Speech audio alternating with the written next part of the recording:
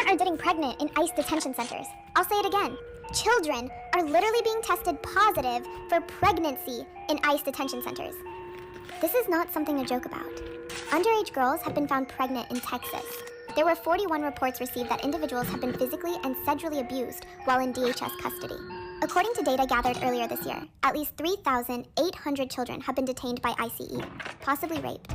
There is also U.S. citizens being deported because of their accent or appearance.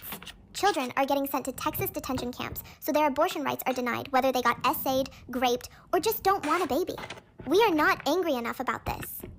I'm not even doing this for clout.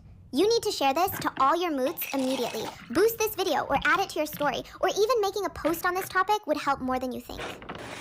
Spread awareness in any way you can. We are not angry enough. And please, please don't be insensitive in the comments. Maxie signing off.